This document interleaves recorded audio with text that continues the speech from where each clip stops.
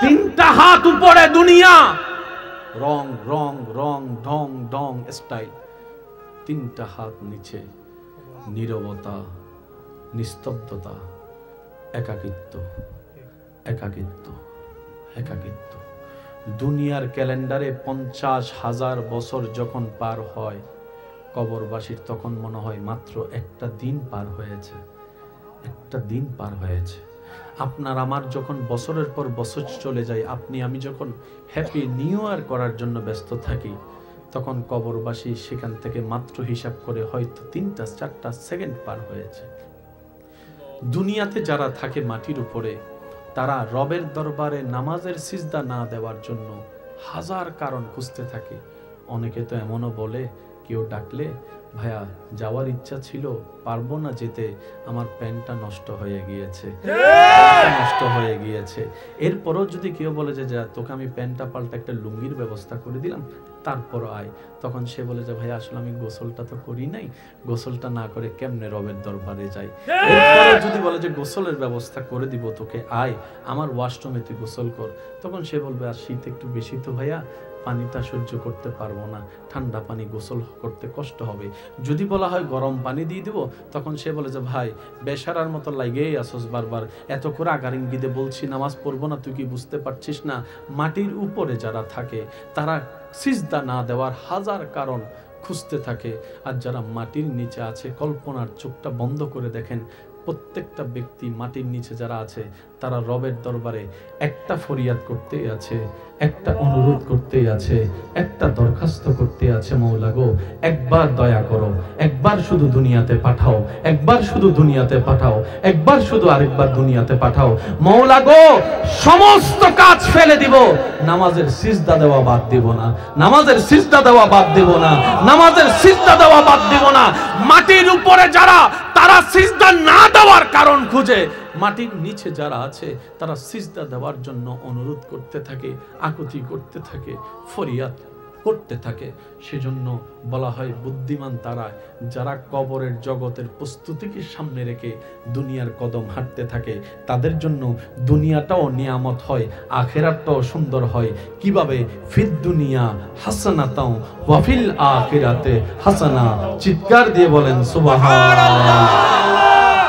আল্লাহ আমাদেরকে সিজদা দেওয়ার তৌফিক দান করুন, আমিন। দুনিয়ার একটা নিয়ম আছে, কারো সামনে যদি একবার মাথা ঝুঁকে যায়, আপনি তার সামনে আর কখনো মাথা তুলতে পারবেন না। যদি একমত হন আওয়াজ দেন। আমার এদিকের কানটা মনে বয়রা, এদিকের আওয়াজটা আমি শুনতে পাচ্ছি না তো। দুনিয়ার মানুষের নিয়ম হচ্ছে, কারোর সামনে যদি কোনো কারণে আপনি একবার মাথা নত করেন, জীবনও তার সামনে আর মাথা। কিন্তু রবের দরবার এমন মহান দরবার, যত মাথা ঝুঁকাবেন তত মাথা আপনার উপরের দিকে যাবে। সুবহানাল্লাহ।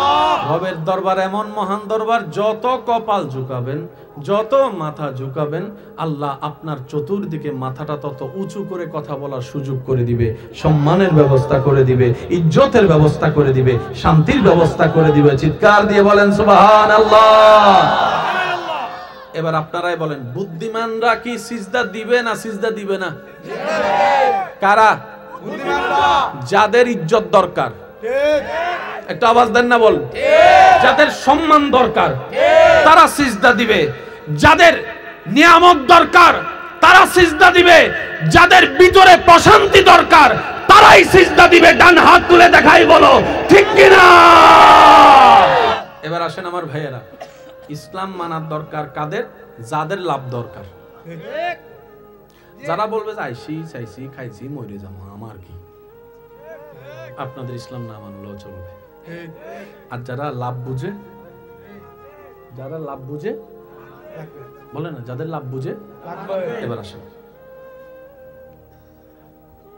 আপনি যে পানিটা খাচ্ছেন তৃষ্ণা নিবারণের জন্য, ডাক্তাররা বলে এই তাড়াতাড়ি পানি খাইস না, আস্তে আস্তে খা, আস্তে আস্তে খা। ও কেমনে খাইতাম? এক ডুব, দুই ডুব, তিন ডুব, তারপরে খা। একই কথা 1450 বছর আগে নবী বলছেন। সুবহানাল্লাহ। পৃথিবীর সমস্ত পানি পানকারী পানি খায় বসে, কিন্তু যখন আপনার হাতে জমজম চলে আসবে, কখনো কি ভেবে দেখেছেন পানি তো পানি, পানি এটার গুণ হচ্ছে H2O, যদি আমি ভুল বলে না থাকি যুবক ভাইয়েরা, H2O। তো জমজমের পানিও তো H2O, দুই পানি তো পানি। নবী বলছেন সব পানি বসে খাও, জমজমেরটা দাঁড়িয়ে খাও। সুবহানাল্লাহ বলেন। আর একটু জোরে বলি সুবহানাল্লাহ। আজকে একটা কথা মাথায় এবং মনে বসায় রাখবেন, বিজ্ঞানের কাজ আবিষ্কার করা, স্রষ্টার কাজ সৃষ্টি করা। বিজ্ঞানের ক্ষমতা যেখানে গিয়ে মাত্র শেষ হয়, সেখান থেকে ইসলামের জানা ক্ষমতা বলা মাত্র শুরু হয়ে যায়। বলেন সুবহানাল্লাহ। ইসলামের শুরু যেখানে, বিজ্ঞান সেখানে পৌঁছাতে জীবনে পারবে না। সব পানি বসে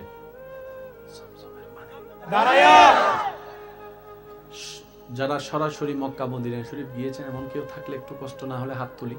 কে আছেন? যারা হাত তুলেছেন তারা উত্তর দিবেন। আমার ভাই যারা আজকে হাত তুলতে পারে নাই, তাদেরকে আল্লাহ পাক একবার যাওয়ার তৌফিক দান করুন। আমিন।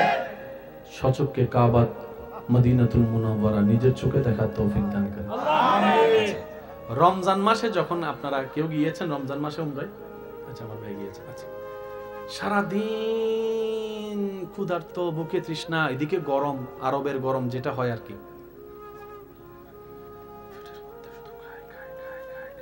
এখানে অনেক আছে তো রমজানের মধ্যে দেখবেন 3-4টা বোতল ফ্রিজে ঢুকাই দেয়, কয় ইফতারের সময় খাইয়া লাইট করে লাম। ঠিক, 2-3 গ্লাস খাওয়ার পর আর কিছু কথা কয় না। 2-3 গ্লাস খাওয়ার পর আর খাওয়া যায় না, বাস্তবতা যেটা। মক্কাতুল মুকাররমা মদিনাতুল মুনাওয়ারায় যারা গিয়েছেন তারা জানে, যখন ইফতারের সময় হয় সুফরা বিছাই দেয়, সবাই গিয়ে এখানে মেহমানদারি করানোর জন্য ব্যস্ত হয়। ভাই আমার দিকে আসেন, ভাই আমার দিকে আসেন, ভাই আমার দিকে আসেন। যখন এখানে বসে, বসার পর যখন রোজাদার ব্যক্তি অপেক্ষা করতে থাকে দোয়া দরুদের মাধ্যমে, হঠাৎ করে যখন কানের মধ্যে ভেসে আসে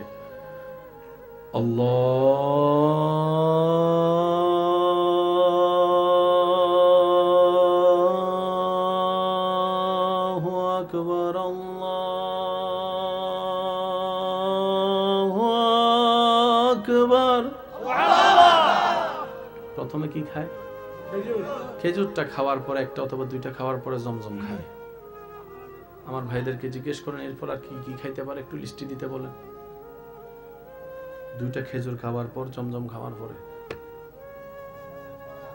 আমি শুনি নাই।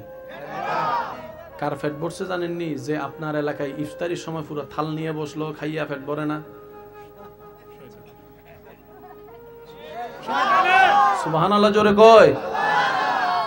ব্যাপার কি জেনে রাখবেন, পৃথিবীর সমস্ত পানি মানুষের তৃষ্ণা মিটায়, একমাত্র জমজম যেটার পানি মানুষের তৃষ্ণাও মিটায়, ক্ষুধাও মিটায়, তৃষ্ণাও মিটায়, ক্ষুধাও মিটায়। সুবহানাল্লাহ বলতে, তৃষ্ণাও নিবারণ করে, ক্ষুধাও নিবারণ করে। শুধু তাই নয়, রোগীর রোগ মুক্তির জন্য এই জমজমের পানি শেফার ওষুধ হিসেবে কাজ করে। বলেন সুবহানাল্লাহ। আপনাদের এলাকায় করোনাকালীন সময়ে দিছেনি? এখানে অনেকে আছে কয় করোনায় মরে যাবো, তারপরে ভ্যাকসিন দিতাম না। একজন দুইজনও নাই মনে কয় মরতে রাজি, সুই খাইতে রাজি না। আছে না এরকম অনেক? আচ্ছা, করোনার কি কোনো ওষুধ আছে? এটা কি শুনেন, বিষয়টা একটু বোঝার চেষ্টা করি। করোনা আপনার উপর হামলা করতেছে 200 মাইল বেগে। আপনার শরীরে রোগ প্রতিরোধ ক্ষমতা আছে 100। তো 200 যখন 100কে ধরবে, স্বাভাবিক ভেঙে তো যাবে। তখন সেই ওই ওষুধটা কি করছে জানেন? আপনার 100টাকে পাওয়ারটা বাড়িয়ে 200-250 বানাই ফেলছে। হামলা করলেও যেন আপনি মোটামুটি টিকে যেতে পারেন, সেটাকে বলা হয় অ্যান্টিবায়োটিক, রোগ প্রতিরোধ ক্ষমতা বৃদ্ধি করা। ভিতরে জমজম এমন পানি যেটা খাওয়ার পরে মানুষের ভিতরে রোগ প্রতিরোধ ক্ষমতা বেড়ে যায়। সুবহানাল্লাহ। সেজন্য যারা আরব দেশে থাকে, মক্কাতুল মুকাররমা মদিনাতুল মুনাওয়ারা, ওই এলাকার মানুষগুলা অসুস্থর সংখ্যা ভাইয়া একটু কষ্ট না হলে বলি, আমাদের অসুস্থতার সংখ্যা, জমজম খানেওয়ালার অসুস্থতার সংখ্যা। আপনার এলাকায় নলকূপের পানি উঠে নিচে থেকে, লেভেল দিন দিন কমে। ঢাকা শহরে যদি আপনি জিজ্ঞেস করেন পানির লেভেল সেজন্য এখন ঢাকা শহরে টিউবওয়েল দেওয়া বন্ধ করে দিছে, সব ওয়াসা, বলি না ভাইয়া, সব রিপেয়ারিং পানি। নলকূপ থেকে আপনার এলাকায় যেরকম পানি তোলেন ওখানে আপনি পারবেন না, অনুমতি নাই, কারণ নিচের লেভেলটা তো পানি নেমে যাচ্ছে। জমজম এমন একটি কুদরতি ব্যবস্থাপনার পানি, হাজার বছর ধরে পানি কোটি কোটি মানুষের মুখে গিয়ে পৌঁছেছে, কিন্তু লেভেল এখনো পর্যন্ত কমে নাই। সেজন্য দেখবেন অনেকে যখন মক্কাতুল মুকাররমা মদিনাতুল মুনাওয়ারা ঘুরে আসে, তার সাথে জমজম আছে না, জমজম আছে না, আপনাদের এখানে জিজ্ঞেস করেন এটা, ভাই জমজম আছে না, থাকলে আমার একটু দেন। সুবহানাল্লাহ। ইসলাম সব দিক দিয়ে গোছানো। আফসোস আমাদের জন্য, আমরা ইসলামকে ধারণা করতে জানিনি, লালনও করতে জানিনি, ইসলাম ভিতরে আমরা বসাতেও জানিনি, যার কারণে পৃথিবীর শ্রেষ্ঠ হওয়ার পরও, সৃষ্টিতে আশরাফুল মখলুকাত হওয়ার পরও, কুনতুম খায়রা উম্মতি হওয়ার পরও আজকে আমাদের অবস্থান ওই পিছনের কাঠগড়ায় দাঁড়িয়ে আছি, পিছনের সারিতে দাঁড়িয়ে আছি, কারণ আমরা ইসলামকে লালন করার মতো করতে জানিনি, নবীকে মোহাব্বত করার মতো করতে জানিনি, আল্লাহকে ভয় পাওয়ার মতো পাইতে জানিনি। ব্যর্থতা আমাদের, কথা বলেন ঠিক কিনা? আল্লাহ তাআলা আমাদেরকে সেই নিয়ামতগুলো একটু নেওয়ার তৌফিক দান করুন, আমিন। আচ্ছা শুনেন, শুনতে একটু খারাপ লাগলো বলি, আপনাদের এলাকায় মেহমানদারির সময় ছাগল মুরগি গরু জড়ায় তো একজনে চিন্তা করতেছে, কয় ছাগল আর কুত্তা তো সাইজে, সাইজ ছাগল আর কুত্তার সাইজ কাটতে লাইলে কে বুঝবো, কাট খাওয়াই দে, বাঁচবো তো। 15,000 টাকা চাউল কেটা কিনবো রাস্তা থেকে একটা দইরা, খাওয়াইয়া দাওয়াইয়া সবাই লোড করছে, পরের দিন হসপিটাল ভরে গেছে, বুঝবেন কথা, পরের দিন হসপিটাল। এবার পুলিশে মামলা হওয়ার পরে যখন পুলিশ এসে তদন্ত করছে, তখন কয় ছাগলের জায়গার, এবার তারা যখন ধরছে তে কয় এ কিরে খাওয়াইলি কি লেগা, কয় ছাগল আর কুত্তা তো সেম সেম সাইজে টাইজে, ছাগলেরও সাইফা কুত্তারও এসব কথা কয় না, ছাগল আর কুত্তার সাইজ টাইজ সেম সেম, মনে করছে খাওয়াই দিছি। তখন সেই পুলিশ মহল বলে ডাক্তারের কাছে চল, বুঝাই তোকে ইসলাম কেন কুত্তা খাওয়া হারাম করেছে। সুবহানাল্লাহ বলে, ইসলামে ছাগল খাওয়া হালাল, কুত্তা খাওয়া হারাম। প্রত্যেকটা গোশতই বিষ থাকে, কি থাকে ভাইয়া? আমার মা বোন যখন রান্না করে আপনারা দেখবেন সেখানে গরম পানিতে দেয়, ঠিক আছে, যার কারণে দুইটা কাজ হয়, একটা হচ্ছে গোশত নরম হয়, দ্বিতীয় নম্বর হচ্ছে বিষ। ল্যাবরেটরিতে নিয়ে যখন পরীক্ষা করা গেল, দেখা যায় গরুর গোশত, ছাগলের গোশত রান্না করার সঠিক নিয়মে রান্না করলে বিষের মাত্রা কমতে থাকে, আর যেগুলোকে ইসলাম হারাম করেছে সেগুলোর গোশত রান্না করতে গেলে বিষের মাত্রা বাড়তে থাকে। ইসলাম তাই আগে থেকেই নিষেধ করে দিয়েছেন, বলেন সুবহানাল্লাহ।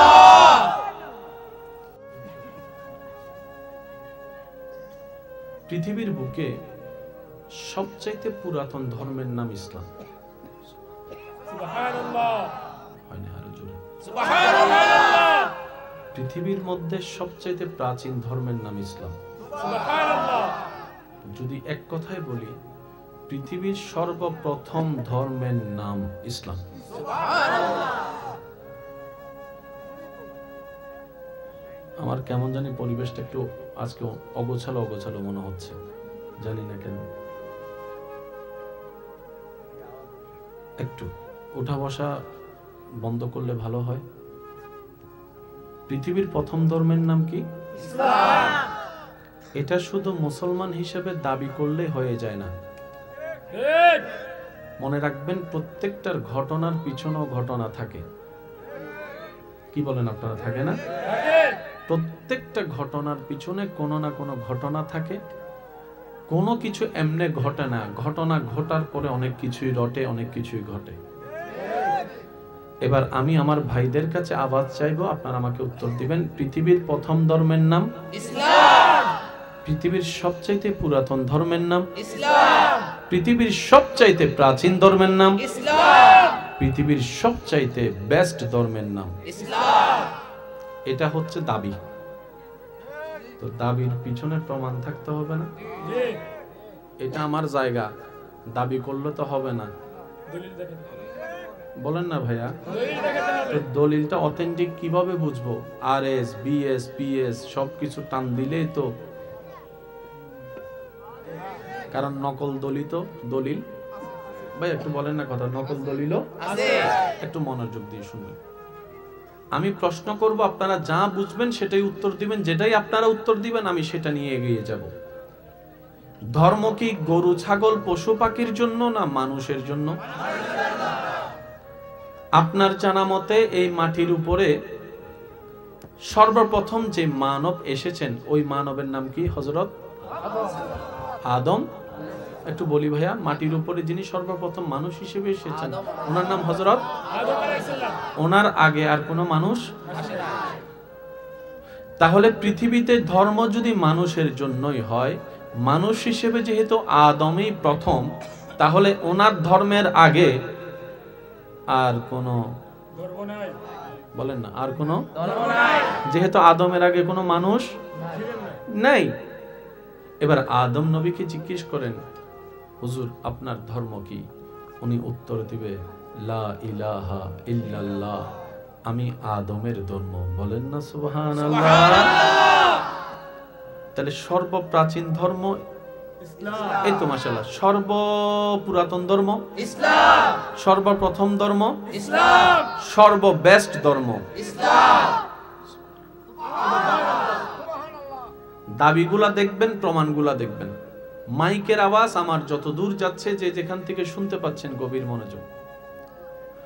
ধর্ম কাদের জন্য? মানুষের জন্য। বলেন না, কাদের জন্য? মানুষের জন্য। তা আপনি যে বলছেন আমার ধর্ম সবার চাইতে বেস্ট, এটা তো দাবিয়ে না। একটা বেস্ট হওয়া কি এত সোজা? কত কোয়ালিটি থাকতে হয় বেস্ট হওয়ার জন্য।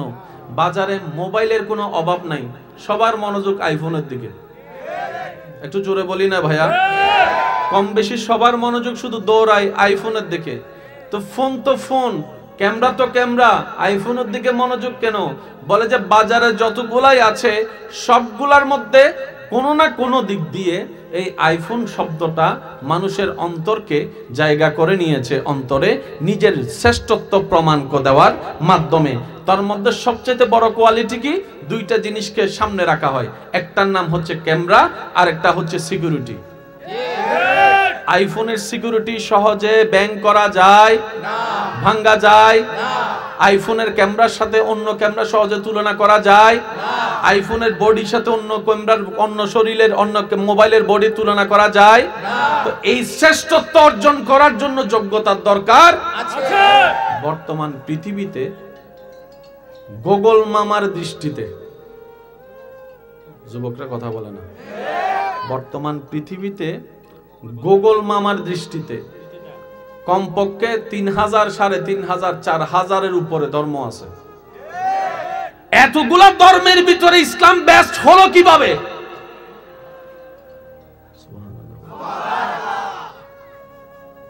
প্রত্যেকটা দিন শত শত অন্য ধর্মের মানুষ ইসলাম ধর্মের প্রেমে পড়ে, কালিমা পড়ে মুসলমান হয়ে যাচ্ছে। আমার মনে হয় আওয়াজটা একটু বড় হবে, বলেন সুবহানাল্লাহ। তার মানে ধর্মে কিছু না কিছু তো আছে, না হয় আসছে কেন? এই যে কথা বলেন না রে ভাই, ধর্মে কিছু না কিছু তো আছে, যেটা অন্য কোথাও নাই, যেটা অন্য কোথাও নাই। এবার সহজ উত্তর জেনে রাখবেন, মনে রাখবেন, ধর্ম মানুষের জন্য। ওই মানুষকে যেই স্রষ্টা সৃষ্টি করেছেন, ওই স্রষ্টার পছন্দনীয়, সাজানো, গোছানো ইন্নাদ-দীনা ইনদাল্লাহিল ইসলাম, ওই ইসলাম ধর্মটা রবের সাজায় দেওয়া ধর্ম। বলেন সুবহানাল্লাহ। এবার বলেন, ধর্ম কাদের জন্য? মানুষের জন্য। মানুষকে বানালেন কে? আল্লাহ। ওই আল্লাহ যে ধর্ম সাজাই দিছে সেই ধর্মের নাম ইসলাম। তার মানে ইসলামের ভিতরে মানবের সাথে সম্পর্ক আছে। যে মালিকে জিনিস বানায় উনি জানে ফোনটাকে কেমনে ঠিক করতে হয়, স্ক্রু কোনটা টাইট দিলে কোন জায়গায় কি হয়, সেটা যে কোম্পানি বানায় সেই কোম্পানি জানে। আমাদেরকে যিনি বানিয়েছেন তিনি জানে নাট বল্টু কোন জায়গায় টাইট দিলে পাকা রক সোজা হবে। তিনি ভালো করে জানেন মা বাবার সাথে সন্তান কিভাবে আচরণ করতে হবে, উনি ভালো করে জানে। পৃথিবীর ধর্মে আপনি একটা কথা মনে রাখবেন, মানব জাতির জন্য ধর্ম, মানব জাতির 24টা ঘন্টার প্রত্যেকটা প্রশ্নের উত্তর যেই ধর্মে পাওয়া যায় সেই ধর্মের নাম ইসলাম। আর একটু জোরে বলি, এবার বলেন মানব জাতির সাথে বাথরুমের একটা সম্পর্ক আছে না? কথা বলেন না ভাইয়া। ওয়াশরুমের একটা সম্পর্ক আছে না? ইসলাম সেই ধর্ম, আমি প্রশ্ন করলে আপনার উত্তর দিবেন বাথরুমে ঢুকতে হয় কোন পা দিয়ে? জোরে জোরে, আরেকটু জোরে। বের হতে হয়?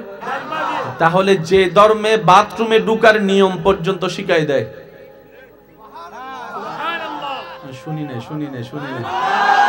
যে ধর্মে আপনি বাথরুমে কিভাবে ঢুকবেন সেটাও বলে দেয়, বাথরুম থেকে কিভাবে বের হবেন সেটাও বলে দেয়, বাথরুমে কিভাবে বসবেন সেটাও বলে দেয়, কয় আঙ্গুল দিয়ে শৌচ কাজ করবেন সেটাও বলে দেয়, কিভাবে আপনার বাথরুম করা হবে এই তত্ত্ব পর্যন্ত বাদ দেওয়া হয় নাই। এই ধর্মের নাম ইসলাম। মানুষ কোন দোকানে বেশি যায়? যেই দোকানের মধ্যে জিনিস পাওয়া যায়। আপনার বাজার 11টা, এক দোকানে যদি 11টা মাল পাওয়া যায় আপনি জীবন অন্য দোকানে যাবেন? যদি আপনার 2টা মাল এই দোকানে, 2টা মাল ওই দোকানে, 2টা মাল ওই দোকানে, আপনি নিজেও বিরক্ত হয়ে যাবেন। সবাই চাই এক স্লিপে এক দোকানে কাজ, এটার নাম ইসলাম। আমি শুনি নাই। আচ্ছা, সারাদিন পরিশ্রম করে ক্লান্ত হয়ে রাত্রে কি করতে হয়? আমার যুবক ভাইদের যদি কষ্ট না হয় আওয়াজটা একটু বড় করে দিবেন, কি করতে হয়? ঘুমানোর 4টা স্টাইল, ডান, বাম, সোজা, আর একটা হচ্ছে ব্যাঙের মতো। বুঝছেন তো? যে কোনো স্বাস্থ্য বিশেষজ্ঞ ডাক্তারকে জিজ্ঞেস করেন, ডাক্তার মহোদয় আপনাদের সাথে আমাদের দেহের সম্পর্ক, আমি সারাটা দিন পরিশ্রম করেছি, আমাকে একটু পরামর্শ দেন আমি কোন স্টাইলে ঘুমাইলে আমার ঘুমটাও হবে শরীরটাও ভালো থাকবে। ডাক্তার বলে প্রথমত তুমি সবচেয়ে বেস্ট হয় ডান কাত হয়ে ঘুমাও। তো ডান কাত হয়ে তো এতক্ষণ শোয়া যায় না, বাম কাতও তুমি হতে পারো, তারপর সোজাও হতে পারো। খবরদার ব্যাঙের মতো ঘুমাইও না, ব্যাঙের মতো ঘুমাইও না। ডাক্তার মহোদয় কেন? বলে যে মানুষ বেঁচে থাকে যে হার্টের কারণে।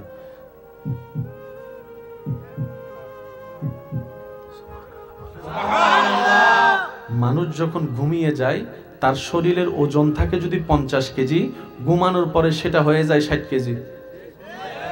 একটু জোরে বলি না ভাইয়া? অনেক সময় দেখবেন ছোট্ট বাচ্চাকে, ঘুমন্ত বাচ্চাকে কোলে নিতে গেলে অনেক সময় কোমর ধরে যায়, কিরে এত ওজন কেমনে? বলে যে মানুষ 2টা স্থানে শরীর ছেড়ে দেয়, একটা হচ্ছে ঘুমালে আর একটা হচ্ছে মারা গেলে। এখানে আমার ভাই অনেকে আমার সাথে একমত হবেন, মৃত মানুষের খাটাল গান অনেক কষ্ট হয়ে যায়। তখন মানুষ মনে করে কিরে দেখতে তো এত ওজন মনে হয় না, এখন তো দেখি পুরা কানটা পর্যন্ত ফালাই দিচ্ছে, এত ওজন কোত্থেকে হলো? মানুষ মারা গেলে এবং ঘুমালে শরীরের ওজনটা ছেড়ে দেয়, এটা আরো বেড়ে যায়। তখন ডাক্তার বলে তুমি এমন ভাবে ঘুমাইও না যেভাবে ঘুমাইলে তোমার হাড়টা চাপার মধ্যে পড়ে যাবে, বিটটা ভালোভাবে দিতে পারবে না, পাম্পটা ভালোভাবে করতে পারবে না। এমন যদি হয় যে কোনো মুহূর্তে তুমি স্ট্রোক করার সম্ভাবনা আছে, স্ট্রোক করার সম্ভাবনা আছে। ঠিক কিনা বেটি? একটু বলেন না, তুমি স্ট্রোক করার সম্ভাবনা আছে। ডাক্তার বলে সুস্থ ঘুমের জন্য ডান বাম সোজা 3টা স্টাইলকে আপন করে নাও। শুনলে অবাক হয়ে যাব, একই তত্ত্ব সুস্থতার খাতিরে নবী রাহমাতুল লিল আলামিনের মাধ্যমে আমাদের আল্লাহ 1400 বছর আগে ইসলামে দান করে দিয়েছেন। বলি সুবহানাল্লাহ। এই ধর্মের নাম ইসলাম। আরেকটু জোরে বলি ইসলাম। এই কষ্ট হচ্ছে না তো আপনাদের? আমি মনে হয় আপনাদের অনেককে বিরক্ত করে ফেলতেছি। আমি একটু পাগলা টাইপের মানুষ তো, পাগলামি একটু বেশি করি।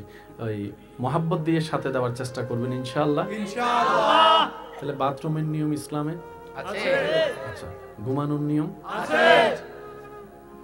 যে কোনো অসুস্থ হলে মানুষ ডাক্তারের কাছে যখন যায়, ডাক্তার যখন চেকআপ করে, চেকআপ করার পরে যা ওষুধ দেয়, ওষুধ দেওয়ার পরে কিছু খানা বাসা দেয়। যদি আপনার একমত হন আওয়াজ দেন। এটা খাওয়া যাবে না, এটা খাওয়া যাবে না, এটা খাওয়া যাবে না, এটা খাওয়া যাবে না, এটা খাওয়া যাবে না, এটা খাওয়া যাবে না। এমন লম্বা লিস্টি দেয়, তখন রোগী জিজ্ঞেস করে তো খাবো কি, পানি ছাড়া তো কিছুই নেই, ঠিক না? এবার ডাক্তারকে জিজ্ঞেস করলাম, ডাক্তার মহোদয় রোগ হয়েছে আমার, খাবার সাথে সম্পর্ক কি? ডাক্তার বলে রোগের সৃষ্টি হয়, আমি শুনি নাই, রোগের মেন গোডাউন হচ্ছে, বলি কোথায়?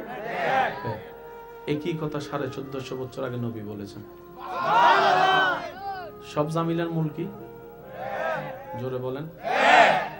অনেক সময় ডাক্তাররা দেখবেন রোগীদেরকে রাতের খাওয়া বন্ধ করে দেয়, যদি একমত না আওয়াজ দেন।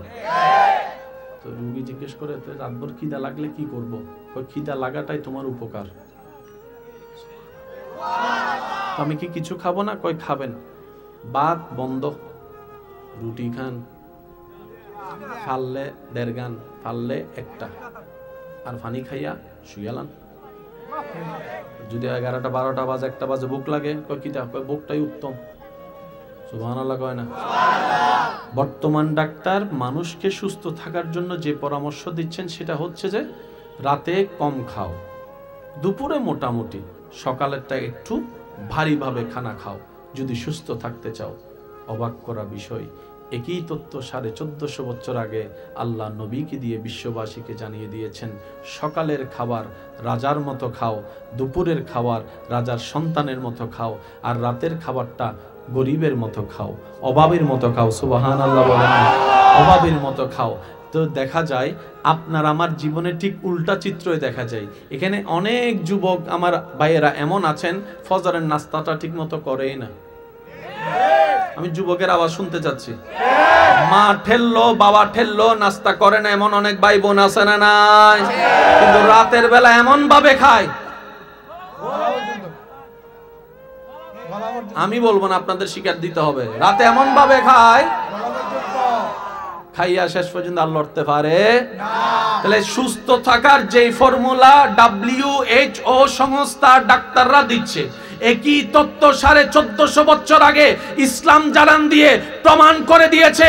ও বিশ্ববাসী জেনে রাখো, ইসলাম শুধু পরকালকে সুন্দর করার ধর্ম নয়, ইসলাম এমন একটা ধর্ম, কোড অফ লাইফ, মানব জাতির 24টা ঘন্টার প্রত্যেকটা বিষয়ের পরামর্শ ইসলাম এমন ভাবে দিয়েছে, কেউ আপন করার মতো করতে জানলে আখিরাত তো আলোকিত হবেই হবে, দুনিয়া তার সুন্দর হয়ে যাবে। চিৎকার দিয়ে বলেন সুবহানাল্লাহ। আল্লাহ আমাদেরকে একটু বুঝার তৌফিক দান করুন, আমিন। নিজের লাভের জন্য হলেও ইসলাম মেনে চলার তৌফিক দান করুন, আমিন। আমি কি বলেছি? এমন কোনো বিষয় নাই যেটা ইসলামের ভিতরে গবেষণা করি নাই, দোষ আমাদের। খুঁজতে চাই নাই, দোষ আমাদের। জানতে চাই নাই, দোষ আমাদের। রোজা ভাঙলে কি করলে রোজা ভাঙে প্রশ্ন যখন চলে আসে ইমামের কাছে, আপনি আমি চলে যাই। কোন একটা জিনিস যদি না বুঝি ইমামের কাছে চলে যাই। আমাকে বলেন, কয়জন স্বামী বিয়ে করার আগে হুজুরের কাছে জিজ্ঞেস করেছেন, হুজুর স্বামীর হক কি, বউয়ের হক কি, একটু বলেন আমারে? এবার বুঝতে পারছেন কেন ডিভোর্স বাড়তেছে? আমি মনে হয় আপনাদেরকে বিরক্ত করছি, মনে হয়। ডিভোর্স দিন দিন বাড়ছে। আপনারা গবেষণা করলে দেখবেন আদালতে 2টা বিষয়ের মামলা সবচেয়ে বেশি। একটা হচ্ছে জায়গা নিয়ে মামলা, আরেকটা ডিভোর্স। ও বিয়ে করো নাই ভাইয়েরা, শুনে রাখো, যারা বিয়ে করে নাই তারা মনে মনে কয় কখন করবো, কখন করবো, কখন করবো, কখন করবো, কখন করবো। আর যারা বিয়ে করছে তারা কয় কিল্লে করছি, কিল্লে করছি, কিল্লে করছি, কিল্লে করছি। আওয়াজ দিয়ে বলেন ঠিক কিনা? কয় ধরনের মামলা সবচাইতে বেশি? 2 ধরনের। একটা হচ্ছে জায়গা, এটা আপনার এলাকাকে খেয়াল করলে আপনি বুঝতে পারবেন সবচাইতে বেশি মামলা আপনার এলাকায়। বলেন বলেন আরো জোরে। আরেকটা হচ্ছে ডিভোর্স। এবার বলেন যতগুলা ডিভোর্সের মামলা আছে ওইখানে আদালতের ভিতরে, সেখানের ভিতরে বিভিন্ন প্রফেশনের মানুষের ডিভোর্সের মামলা আছে। স্যার কয়জন হুজুরের ডিভোর্সের মামলা আছে দেখেন? নাই। আমি কইতাম না, আপনারা আপনি আমিও স্বামী, আলেমও স্বামী। ব্যাপারটা কি? ওনারা সেই জ্ঞান অর্জন করেছেন যে জ্ঞানটা দিয়ে ওই স্ত্রীকে কন্ট্রোল করা যায়, স্বামীকে কন্ট্রোল করা যায়। কোন জ্ঞান? যে জ্ঞান রব্বুল আলামিন ইসলামে দিয়েছেন, যে রব মানব জাতিকে বানিয়েছেন, পুরুষকে বানিয়েছেন, নারীকে বানিয়েছেন। সুবহানাল্লাহ। তাহলে ইসলামের কাজটা কি জানেন? এক কথায় বলি, ইসলামের কাজটা হচ্ছে কঠিন রাস্তা সহজ করা, অশান্তিকে শান্তি করা, অন্ধকারকে আলো বানানো। এবার বলেন, আমি প্রশ্ন করব, উত্তর দিবেন আপনারা। বলেন, অন্ধকার চাই না আলো চাই? অশান্তি চাই না শান্তি চাই? দুঃখ চাই, কষ্ট চাই, নাকি আমরা আরাম চাই? চাইতে গেলে ইসলাম লাগবে।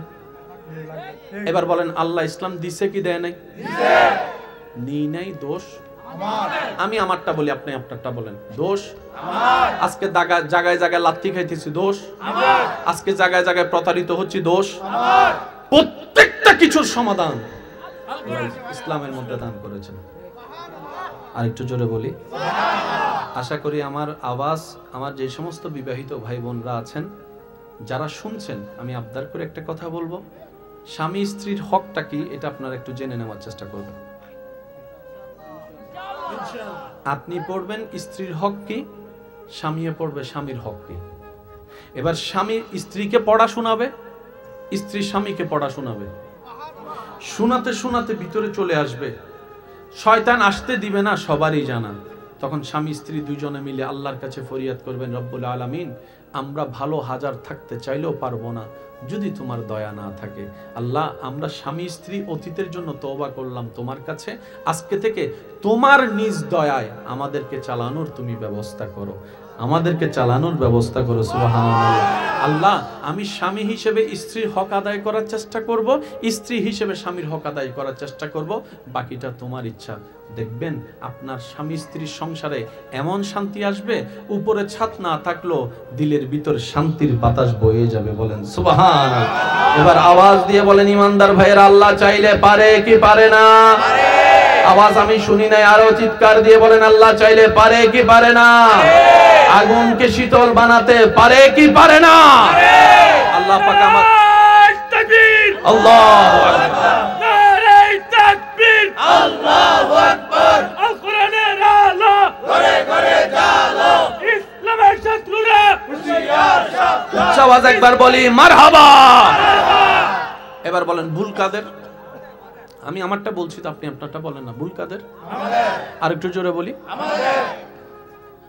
আগে মানুষ বেশি বাঁচত, এখন 1990 আগে যাদের জন্ম তাদের হায়াতের লেভেলে, এটা গডের হিসাব, কারণ হায়াত মত এমনি তো আল্লাহর ইচ্ছা, এটা গডের হিসাব। যেমন আমার দাদারা যে বয়সটা পেয়েছেন, যে বয়সে উনি এখানে এসেছেন, ওনাদের বয়স পাওয়ার কোনো সম্ভাবনা আমাদের নাই। আর যদি পেয়েও যায়, বিশ্বাস করেন ঘর থেকে জীবনও বাড়িতাম না। কথা বলেন আরে ভাইয়া, ওনাদের বয়সে জীবনও ঘর থেকে বের হওয়ার সাহস করতাম না, কিন্তু ওনারা মাহফিলে বসে আছে। যদি আমার ভুল না হয়, ওনাদের জন্মসালটা 80 আগে। গডের একটা হিসাব থাকে। আল্লাহু আকবার। আল্লাহ ইসলামটাকে, দুনিয়াটাকে এমন ভাবে সাজিয়েছেন, বিশ্বাস করেন ভাইয়া, লিগ্যালি ভাবে কেউ ইসলামের দিকে আঙ্গুল তোলার কোনো সুযোগই নেই। সুবহানাল্লাহ। আমি শুনি নাই। যাদের গুনাহ বেশি আমার মতো, তারা একবার বলেন সুবহানাল্লাহ। সুবহানাল্লাহ বললে গুনাহ হয় না সওয়াব হয়? আমাদের জান্নাতে যেতে কি গুনাহ লাগবে না সওয়াব লাগবে? আমাদের জীবনে কি বর্তমানে সওয়াব বেশি না গুনাহ বেশি? গুনাহ কমাতে সওয়াব বাড়াতে আমাদের আল্লাহর জিকির করার দরকার আছে না নাই? তো যারা আমার মতো গুনাহগার আছেন, তারা নিজের নেকির পাল্লা ভারী করার জন্য সুবহানাল্লাহ বলার চেষ্টা করবেন। আর যারা জান্নাতি হয়ে গেছেন, না কইলেও চলবে, আপনারা তো হয়ে গেছেনই, যাবার সময় আমগরে লয়ে যাবেন। কি কথা কি কোনো ভুল বলছি নাকি? আপনারা জান্নাতি হয়ে গেছেন, সেজন্য আর সওয়াবেরও দরকার কি? আল্লাহ আমাদের সবাইকে একবার সোনার মদিনা বাইতুল্লাহ শরীফ দেখার তৌফিক দান করুন। আমিন। রবের প্রেমিক, নবীর প্রেমিক হয়ে কবরে যাওয়ার তৌফিক দান করুন। আমিন। এবার ইমানদার ভাইরা, আমি পয়েন্টগুলো দিচ্ছি, আপনারা শুধু মিলাবেন, মিললে নিবেন, না মিললে আমার দরকার। শরীরের মধ্যে কত পার্সেন্ট পানি? 70-75% পানি। ডাক্তারের কাছে গেলে ডাক্তার কয় পানি খা, ভাত বন্ধ, পানি খা, রুটি বন্ধ, পানি খা, চিনি বন্ধ, পানি খা, ফাস্টফুড বন্ধ, পানি খা, বার্গার বন্ধ, পানি খা, স্যান্ডউইচ বন্ধ। সুবহানাল্লাহ কইতেন না রে ভাই? কে বলে? জোরে বলেন। এবার এই দেহ বানিয়েছেন কে? আল্লাহ। যেখানে বিজ্ঞানের চোখে দেখা যায় 70 ভাগ পানি এই দেহে, এই মানব দেহটা যে পৃথিবীতে আছে সেই পৃথিবীর অবস্থানও তাই 70 ভাগ পানি। সুবহানাল্লাহ। এই মাটিরও 70 ভাগ পানি। পানির অবস্থান বেশি পৃথিবীতে, শরীরেও পানির অবস্থান বেশি। বলেন না সুবহানাল্লাহ। বুঝতে কষ্ট হচ্ছে না তো ভাইয়া? না? এবার আসেন, ধর্ম দিয়েছেন কে? আল্লাহ। কাদের জন্য? এবার আমাদের জীবন কয়টা দেখেন, আমি বলছি আপনারা দেখেন। এখন আছি কোথায়? দুনিয়াতে। আপনি আমি আসার আগে ছিলাম আম্মার, মাশাআল্লাহ একটু আম্মার পেটে আসার আগে আপনি আমি ছিলাম বাবার পিঠে।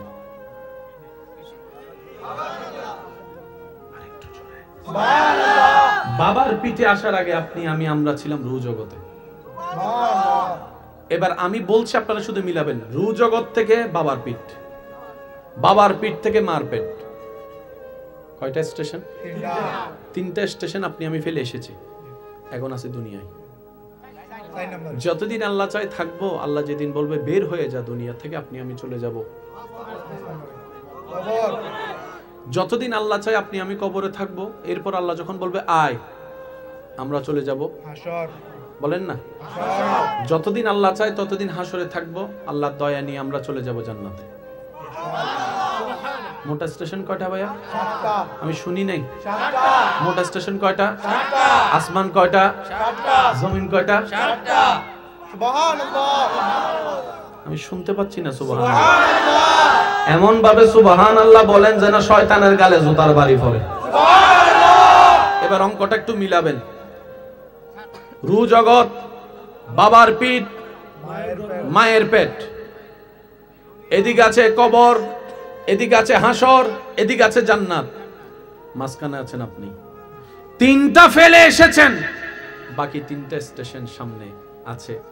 এই স্টেশনের পরের স্টেশনের নামই হচ্ছে আলমে বারজাখ, কবর। তার মানে এই স্টেশন থেকে এই স্টেশনে কোনো দূরত্ব বেশি নাই।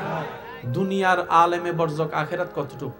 যে কোনো কবরের সামনে গিয়ে আপনি দাঁড়াবেন, কবরবাসীর দেহ আর আপনার পাটা খেয়াল করবেন, দেখবেন 3 হাত উপরে দুনিয়া, 3 হাত নিচে আখিরাত। শুনতে পাচ্ছি না? আমি শুনতে পাচ্ছি। 3টা হাত উপরে দুনিয়া, রং রং রং ঢং ঢং স্টাইল। 3টা হাত নিচে নীরবতা, নিস্তব্ধতা, একাকিত্ব, একাকিত্ব, একাকিত্ব।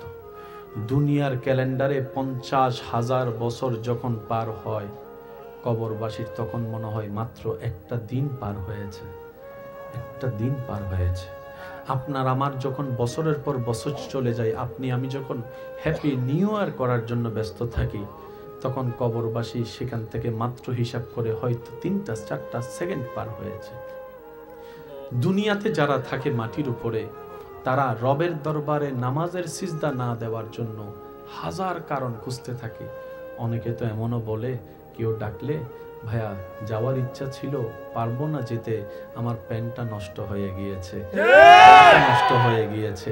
এরপরও যদি কেউ বলে যে যা তোকে আমি প্যান্টটা পাল্টা একটা লুঙ্গির ব্যবস্থা করে দিলাম, তারপর আয়, তখন সে বলে যে ভাই আসলে আমি গোসলটা তো করি নাই, গোসলটা না করে কেমনে রবের দরবারে যাই।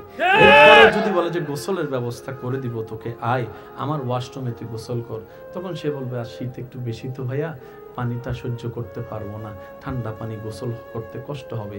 যদি বলা হয় গরম পানি দিয়ে দেবো, তখন সে বলে যে ভাই বেশারার মতো লাগেই আসোস বারবার, এত করে আগারিঙ্গিতে বলছি নামাজ পড়বো না, তুই কি বুঝতে পারছিস না? মাটির উপরে যারা থাকে তারা সিজদা না দেওয়ার হাজার কারণ খুঁজতে থাকে, আর যারা মাটির নিচে আছে কল্পনার চোখটা বন্ধ করে দেখেন, প্রত্যেকটা ব্যক্তি মাটির নিচে যারা আছে তারা রবের দরবারে একটা ফরিয়াদ করতেই আছে, একটা অনুরোধ করতেই আছে, একটা দরখাস্ত করতে আছে, মওলা গো একবার দয়া করো, একবার শুধু দুনিয়াতে পাঠাও, একবার শুধু দুনিয়াতে পাঠাও, একবার শুধু আরেকবার দুনিয়াতে পাঠাও, মওলা গো সমস্ত কাজ ফেলে দিব, নামাজের সিজদা দেওয়া বাদ দিব না, নামাজের সিজদা দেওয়া বাদ দিব না, নামাজের সিজদা দেওয়া বাদ দিব না।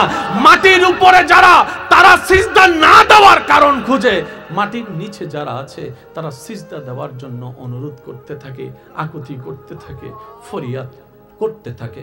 সেজন্য বলা হয় বুদ্ধিমান তারা যারা কবরের জগতের প্রস্তুতিকে সামনে রেখে দুনিয়ার কদম হাঁটতে থাকে। তাদের জন্য দুনিয়াটাও নিয়ামত হয়, আখিরাতটাও সুন্দর হয়। কিভাবে? ফিদ দুনিয়া হাসানাতাও ওয়া ফিল আখিরাতে হাসানা। চিৎকার দিয়ে বলেন সুবহানাল্লাহ।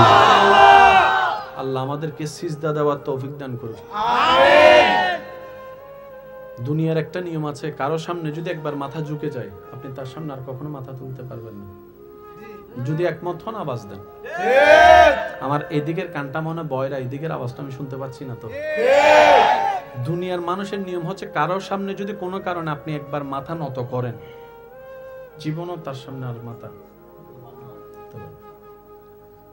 কিন্তু রবের দরবার এমন মহান দরবার, যত মাথা ঝুঁকাবেন তত মাথা আপনার উপরের দিকে যাবে। সুবহানাল্লাহ। রবের দরবার এমন মহান দরবার, যত কপাল ঝুঁকাবেন, যত মাথা ঝুঁকাবেন, আল্লাহ আপনার চতুর্দিকে মাথাটা তত উঁচু করে কথা বলার সুযোগ করে দিবে, সম্মানের ব্যবস্থা করে দিবে, ইজ্জতের ব্যবস্থা করে দিবে, শান্তির ব্যবস্থা করে দিবে। চিৎকার দিয়ে বলেন সুবহানাল্লাহ। এবার আপনারাই বলেন, বুদ্ধিমানরা কি সিজদা দিবে না সিজদা দিবে না? কারা? যাদের ইজ্জত দরকার, একটা আওয়াজ দেন না, বল। যাদের সম্মান দরকার তারা সিজদা দিবে, যাদের নিয়ামত দরকার তারা সিজদা দিবে, যাদের ভিতরে প্রশান্তি দরকার তারাই সিজদা দিবে। ডান হাত তুলে দেখাই, বলো ঠিক কিনা?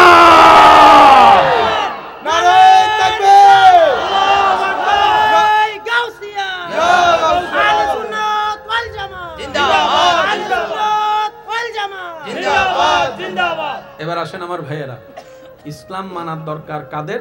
যাদের লাভ দরকার। যারা বলবে যে আইসি চাইছি খাইছি মরে যাবো, আমার কি, আপনাদের ইসলাম না মানলেও চলবে। আর যারা লাভ বুঝে, যারা লাভ বুঝে বলে না, যাদের লাভ বুঝে। এবার আসেন, আপনি যে পানিটা খাচ্ছেন তৃষ্ণা নিবারণের জন্য, ডাক্তাররা বলে এই তাড়াতাড়ি পানি খাইস না, আস্তে আস্তে খা, আস্তে আস্তে খা। ও কেমনে খাইতাম? এক ডুব, দুই ডুব, তিন ডুব, তারপরে খা। একই কথা 1450 বছর আগে নবী বলছেন। সুবহানাল্লাহ। আর মজার বিষয় দেখেন, একটু এদিকে করে দেন, কষ্ট যদি না হয় এদিকে এদিকে দেন। হ্যাঁ, বাস। পানি খাওয়ার সিস্টেমটা আপনারা বলবেন। আপনার এই এলাকার নাম কি ভাইয়া? জামতলার পানি যখন তৃষ্ণার্তী ব্যক্তি খাবে, দাঁড়িয়ে না বসে? বুড়িচংয়ের পানি একটু জোরে বলতে হবে।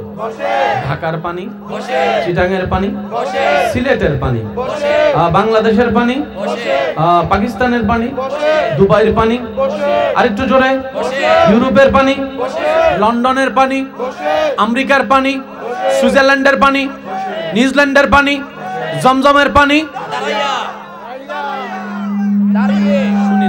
শুনি নাই এদিকের ভাইদের কোনো রেসপন্স পাচ্ছি না আমি। আচ্ছা, ওনারা রাগ করছে, বুঝতে পারছি। কয় হুজুরের বাসের এই ফালে দিছতকা, এর লাগে কথা কইতেছেন। চাই আমার ভাই এদিকে যারা আছেন সবাই চুপ থাকবেন। আমার ভাইয়ের একবার বলেন মারহাবা, আরেকবার। এবার আমার ভাইয়ের একবার বলেন মারহাবা। এবার সবাই মিলে একবার বলেন মারহাবা। পৃথিবীর সমস্ত পানি পানকারী পানি খায়, কিন্তু যখন আপনার হাতে জমজম চলে আসবে, কখনো কি ভেবে দেখেছেন? পানি তো পানি, পানি এটার গুণ হচ্ছে H2O, যদি আমি ভুল বলে না থাকি যুবক ভাইয়েরা, H2O। তো জমজমের পানিও তো H2O। দুই পানি তো পানি। নবী বলছেন সব পানি বসে খাও, জমজমেরটা দাঁড়িয়ে খাও। সুবহানাল্লাহ বলেন। আর একটু জোরে বলি সুবহানাল্লাহ। আজকে একটা কথা মাথায় এবং মনে বসায় রাখবেন, বিজ্ঞানের কাজ আবিষ্কার করা, স্রষ্টার কাজ সৃষ্টি করা। বিজ্ঞানের ক্ষমতা যেখানে গিয়ে মাত্র শেষ হয়, সেখান থেকে ইসলামের জানা ক্ষমতা বলা মাত্র শুরু হয়ে যায়। বলেন সুবহানাল্লাহ। ইসলামের শুরু যেখানে, বিজ্ঞান সেখানে পৌঁছাতে জীবনে পারবে না। সব পানি বসে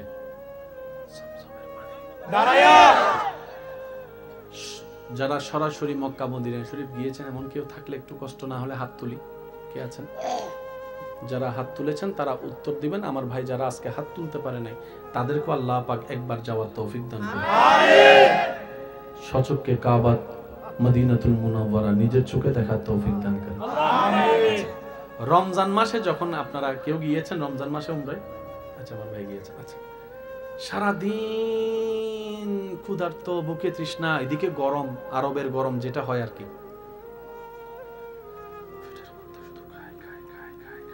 এখানে অনেক আছে তো রমজানের মধ্যে দেখবেন 3-4টা বোতল ফ্রিজে ঢুকাই দেয়, কয় ইফতারের সময় খাইয়া লাইট করে রঙ, 2-3 গ্লাস খাওয়ার পর আর কথা কয় না, 2-3 গ্লাস খাওয়ার পর আর খাওয়া বাস্তবতা যেটা। মক্কাতুল মুকাররমা মদিনাতুল মুনাওয়ারায় যারা গিয়েছেন তারা জানে, যখন ইফতারের সময় হয় সুফরা বিছাই যায়, সবাই গিয়ে এখানে মেহমানদারি করানোর জন্য ব্যস্ত হয়। ভাই আমার দিকে আসেন, ভাই আমার দিকে আসেন, ভাই আমার দিকে আসেন। যখন এখানে বসে, বসার পর যখন রোজাদার ব্যক্তি অপেক্ষা করতে থাকে দোয়া দরুদের মাধ্যমে, হঠাৎ করে যখন কানের মধ্যে ভেসে আসে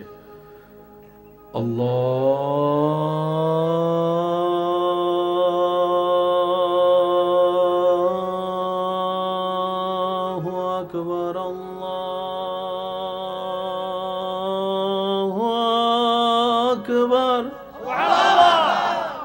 প্রথমে কি খায়? খেজুরটা খাওয়ার পরে, একটা অথবা 2টা খাওয়ার পরে জমজম খায়। আমার ভাইদেরকে জিজ্ঞেস করেন এরপর আর কি কি খাইতে পারে, একটু লিস্টি দিতে বলেন। 2টা খেজুর খাওয়ার পর, জমজম খাওয়ার পরে। আমি শুনি নাই। কার পেট ভরছে জানেননি? যে আপনার এলাকায় ইফতারির সময় পুরো থাল নিয়ে বসলো, খাইয়া পেট ভরে না। সুবহানাল্লাহ জোরে কয়। ব্যাপার কি জেনে রাখবেন, পৃথিবীর সমস্ত পানি মানুষের তৃষ্ণা মিটায়, একমাত্র জমজম যেটার পানি মানুষের তৃষ্ণাও মিটায়, ক্ষুধাও মিটায়, তৃষ্ণাও মিটায়, ক্ষুধাও মিটায়। সুবহানাল্লাহ বলতে, তৃষ্ণাও নিবারণ করে, ক্ষুধাও নিবারণ করে। শুধু তাই নয়, রোগীর রোগ মুক্তির জন্য এই জমজমের পানি শেফার ওষুধ হিসেবে কাজ করে। বলেন সুবহানাল্লাহ। আপনাদের এলাকায় করোনাকালীন সময়ে দিছেনি? এখানে অনেকে আছে কয় করোনায় মরে যাবো, তারপরে ভ্যাকসিন দিতাম না। একজন দুজনও নাই মনে কয় মরতে রাজি, সুই খাইতে রাজি না। আছে না এরকম অনেক? আচ্ছা, করোনার কি কোনো ওষুধ আছে? তো এটা কি শুনেন, বিষয়টা একটু বোঝার চেষ্টা করি। করোনা আপনার উপর হামলা করতেছে 200 মাইল বেগে, আপনার শরীরে রোগ প্রতিরোধ ক্ষমতা আছে 100। তো 200 যখন 100কে ধরবে, স্বাভাবিক ভেঙে তো যাবে। তখন সেই ওই ওষুধটা কি করছে জানেন? আপনার 100টাকে পাওয়ারটা বাড়িয়ে 200-250 বানাই ফেলছে। হামলা করলেও যেন আপনি মোটামুটি টিকে যেতে পারেন, সেটাকে বলা হয় অ্যান্টিবায়োটিক, রোগ প্রতিরোধ ক্ষমতা বৃদ্ধি করা। ভিতরে জমজম এমন পানি যেটা খাওয়ার পরে মানুষের ভিতরে রোগ প্রতিরোধ ক্ষমতা বেড়ে যায়। সুবহানাল্লাহ। সেজন্য যারা আরব দেশে থাকে, মক্কাতুল মুকাররমা মদিনাতুল মুনাওয়ারা, ওই এলাকার মানুষগুলা অসুস্থর সংখ্যা, ভাই একটু কষ্ট না হলে বলি, আমাদের অসুস্থতার সংখ্যা, জমজম খানেওয়ালার অসুস্থতার সংখ্যা। চিৎকার দিয়ে বলেন সুবহানাল্লাহ। আপনার এলাকায় নলকূপের পানি উঠে নিচে থেকে, লেভেল দিন দিন কমে। ঢাকা শহরে যদি আপনি জিজ্ঞেস করেন পানির লেভেল, সেজন্য এখন ঢাকা শহরে টিউবওয়েল দেওয়া বন্ধ করে দিছে, সব ওয়াসা। বলি না ভাইয়া, সব রিপেয়ারিং পানি। নলকূপ থেকে আপনার এলাকায় যেরকম পানি তোলেন, ওখানে আপনি পারবেন না, অনুমতি নাই, কারণ নিচের লেভেলটা তো পানি নেমে যাচ্ছে। জমজম এমন একটি কুদরতি ব্যবস্থাপনার পানি, 1000 বছর ধরে পানি কোটি কোটি মানুষের মুখে গিয়ে পৌঁছেছে, কিন্তু লেভেল এখনো পর্যন্ত কমে নাই। সেজন্য দেখবেন অনেকে যখন মক্কাতুল মুকাররমা মদিনাতুল মুনাওয়ারা ঘুরে আসে, তার সাথে জমজম আছে না, জমজম আছে না। আপনাদের এখানে জিজ্ঞেস করেন এটা, ভাই জমজম আছে না, থাকলে আমার একটু দেন। সুবহানাল্লাহ। ইসলাম সব দিক দিয়ে গোছানো। আফসোস আমাদের জন্য, আমরা ইসলামকে ধারণও করতে জানিনি, লালনও করতে জানিনি, ইসলাম ভিতরে আমরা বসাতেও জানিনি। যার কারণে পৃথিবীর শ্রেষ্ঠ হওয়ার পরও, সৃষ্টিতে আশরাফুল মখলুকাত হওয়ার পরও, কুনতুম খায়রা উম্মতি হওয়ার পরও আজকে আমাদের অবস্থান ওই পিছনের কাঠগড়ায় দাঁড়িয়ে আছি, পিছনের সারিতে দাঁড়িয়ে আছি। কারণ আমরা ইসলামকে লালন করার মতো করতে জানিনি, নবীকে মোহাব্বত করার মতো করতে জানিনি, আল্লাহকে ভয় পাওয়ার মতো পাইতে জানিনি। ব্যর্থতা আমাদের, কথা বলেন ঠিক কিনা? আল্লাহ তাআলা আমাদেরকে সেই নিয়ামতগুলো একটু নেওয়ার তৌফিক দান করুন, আমিন। আচ্ছা শুনেন, শুনতে একটু খারাপ লাগলো বলি, আপনাদের এলাকায় মেহমানদারির সময় ছাগল, মুরগি, গরু জড়ায় তো একজনে চিন্তা করতেছে, কয় ছাগল আর কুত্তা তো সাইজে এক। সাইজ ছাগল আর কুত্তার সাইজ এক, কাটতে লাইলে কে বুঝবো? ও কাট খাওয়াই দে, বাঁচবো তো। 15,000 টাকা চাউল কেটা কিনবো রাস্তা থেকে একটা দইরা খাওয়াইয়া দাওয়াইয়া সবাই লোড করছে, পরের দিন হসপিটাল ভরে গেছে। বুঝবেন কথা, পরের দিন হসপিটাল। এবার পুলিশে মামলা হওয়ার পরে যখন পুলিশ এসে তদন্ত করছে তখন কয় ছাগলের জায়গার। এবার তারা যখন ধরছে তে কয়, এ কিরে খাওয়াইলি কি লেগা? কয় ছাগল আর কুত্তা তো সেম সেম সাইজে টাইজে, ছাগলেরও সাইফা কুত্তারও এসব কথা কয় না, ছাগল আর কুত্তার সাইজটাই সেম সেম, মনে করছে খাওয়াই দিছি। তখন সেই পুলিশ মহল বলে, ডাক্তারের কাছে চল, বুঝাই তোকে ইসলাম কেন কুত্তা খাওয়া হারাম করেছে। সুবহানাল্লাহ বলে, ইসলামে ছাগল খাওয়া হালাল, কুত্তা খাওয়া হারাম। প্রত্যেকটা গোশতই বিষ থাকে। কি থাকে ভাইয়া? আমার মা বোন যখন রান্না করে আপনারা দেখবেন সেখানে গরম পানিতে দেয়, ঠিক আছে? যার কারণে দুইটা কাজ হয়, একটা হচ্ছে গোশত নরম হয়, দ্বিতীয় নম্বর হচ্ছে বিষ। ল্যাবরেটরিতে নিয়ে যখন পরীক্ষা করা গেল দেখা যায় গরুর গোশত, ছাগলের গোশত রান্না করার সঠিক নিয়মে রান্না করলে বিষের মাত্রা কমতে থাকে, আর যেগুলোকে ইসলাম হারাম করেছে সেগুলোর গোশত রান্না করতে গেলে বিষের মাত্রা বাড়তে থাকে। ইসলাম তাই আগে থেকেই নিষেধ করে দিয়েছেন। বলেন সুবহানাল্লাহ।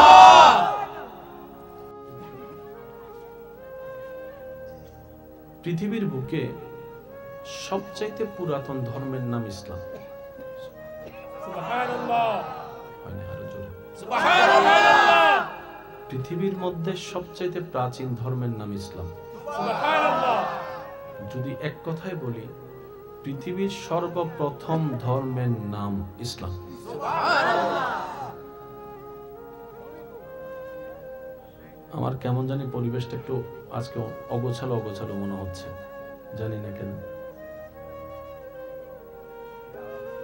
একটু উঠা বসা বন্ধ করলে ভালো হয়। পৃথিবীর প্রথম ধর্মের নাম কি? ইসলাম।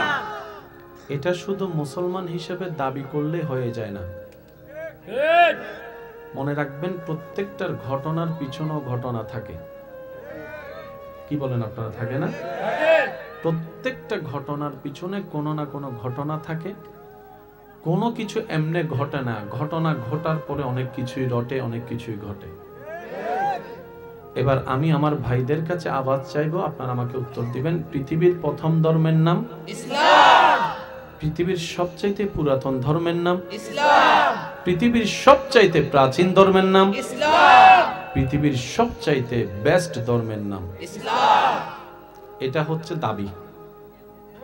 তো দাবির পিছনে প্রমাণ থাকতে হবে না? এটা আমার জায়গা, দাবি করলে তো হবে না।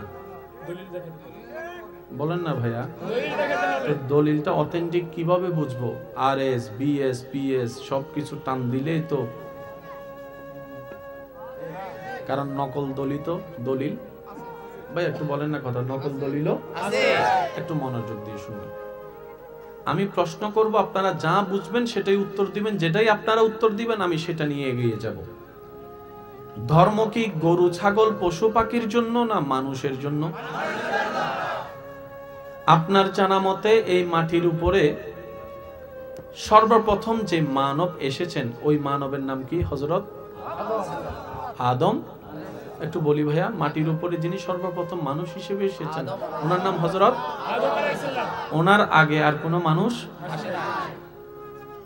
তাহলে পৃথিবীতে ধর্ম যদি মানুষের জন্যই হয়, মানুষ হিসেবে যেহেতু আদমই প্রথম, তাহলে ওনার ধর্মের আগে আর কোনো ধর্ম নাই।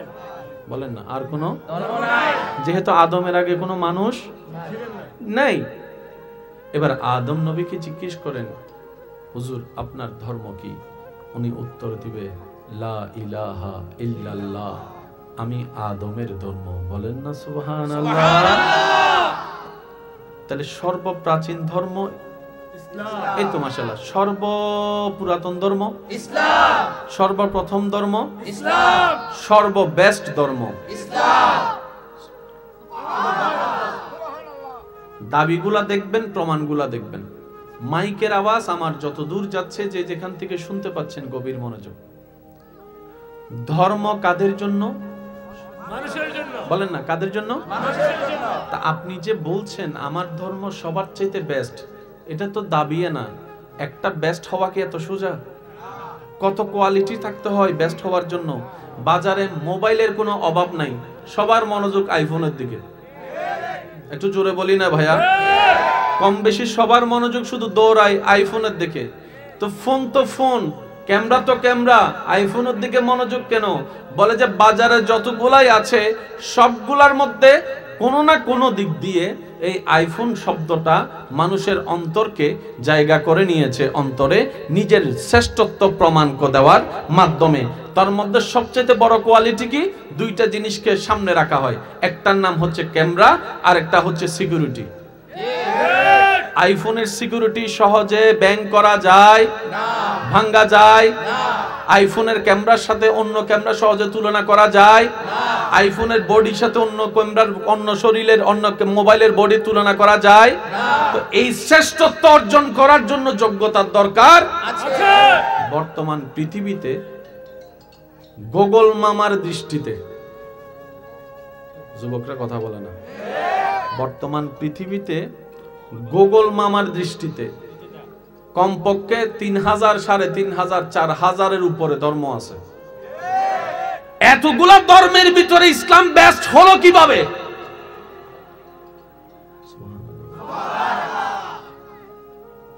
প্রত্যেকটা দিন শত শত অন্য ধর্মের মানুষ ইসলাম ধর্মের প্রেমে পড়ে, কালিমা পড়ে মুসলমান হয়ে যাচ্ছে।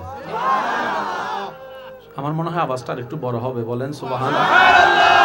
তার মানে ধর্মে কিছু না কিছু তো আছে, না হয় আসছে কেন? এসব কথা বলেন না রে ভাই।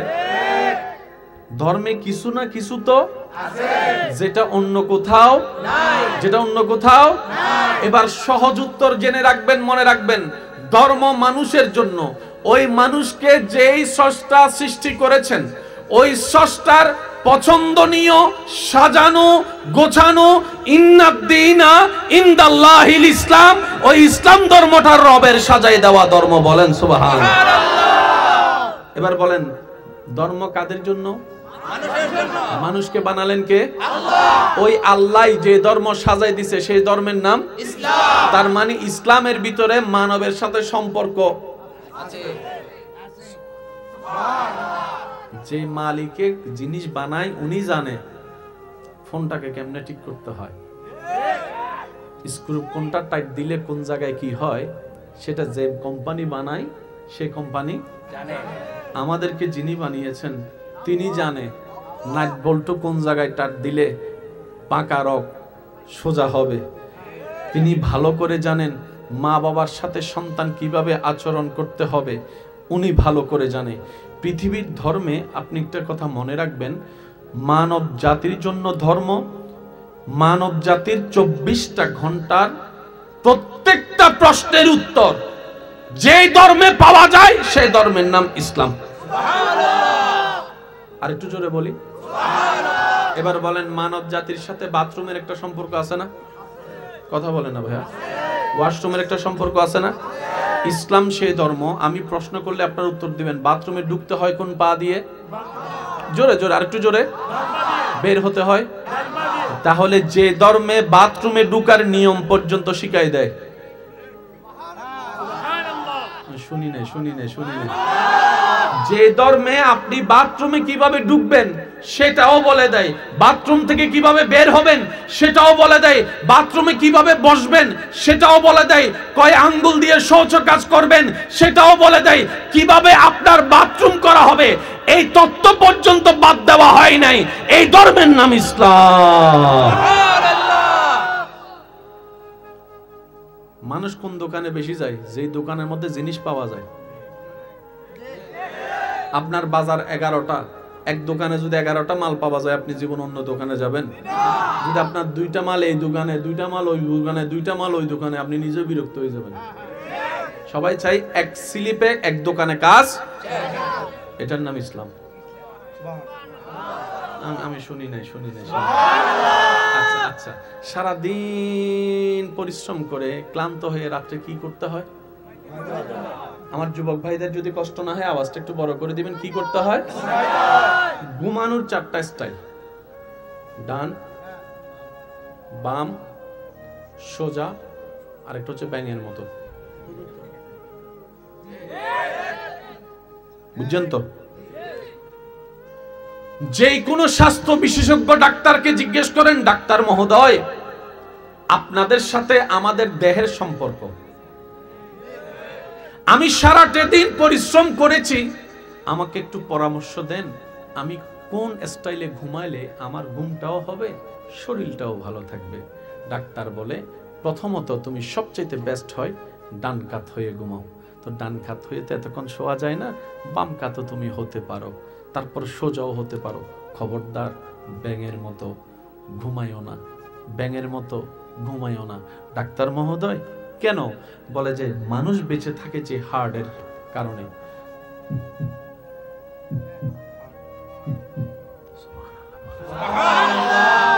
মানুষ যখন ঘুমিয়ে যায় তার শরীরের ওজন থাকে যদি 50 কেজি, ঘুমানোর পরে সেটা হয়ে যায় 60 কেজি। একটু জোরে বলি না ভাইয়া? অনেক সময় দেখবেন ছোট্ট বাচ্চাকে, ঘুমন্ত বাচ্চাকে কোলে নিতে গেলে অনেক সময় কোমর ধরে যায়। কিরে এত ওজন কেমনে? বলে যে মানুষ 2টা স্থানে শরীর ছেড়ে দেয়, একটা হচ্ছে ঘুমালে আর একটা হচ্ছে মারা গেলে। এখানে আমার ভাই অনেকে আমার সাথে একমত হবেন, মৃত মানুষের খাটাল গান অনেক কষ্ট হয়ে যায়। তখন মানুষ মনে করে, কিরে দেখতে তো এত ওজন মনে হয় না, এখন তো দেখি পুরা কানটা পর্যন্ত ফালাই দিচ্ছে, এত ওজন কোত্থেকে হলো? মানুষ মারা গেলে এবং ঘুমালে শরীরের ওজনটা ছেড়ে দেয়, এটা আরো বেড়ে যায়। তখন ডাক্তার বলে তুমি এমন ভাবে ঘুমাইও না যেভাবে ঘুমাইলে তোমার হাড়টা চাপার মধ্যে পড়ে যাবে, বিটটা ভালোভাবে দিতে পারবে না, পাম্পটা ভালোভাবে করতে পারবে না। এমন যদি হয় যে কোনো মুহূর্তে তুমি স্ট্রোক করার সম্ভাবনা আছে, স্ট্রোক করার সম্ভাবনা আছে। ঠিক কিনা বেঠিক একটু বলেন না? তুমি স্ট্রোক করার সম্ভাবনা আছে। ডাক্তার বলে সুস্থ ঘুমের জন্য ডান, বাম, সোজা 3টা স্টাইলকে আপন করে নাও। শুনলে অবাক হয়ে যাব, একই তত্ত্ব সুস্থতার খাতিরে নবী রাহমাতুল লিল আলামিনের মাধ্যমে আমাদের আল্লাহ 1400 বছর আগে ইসলামে দান করে দিয়েছেন। বলি সুবহানাল্লাহ।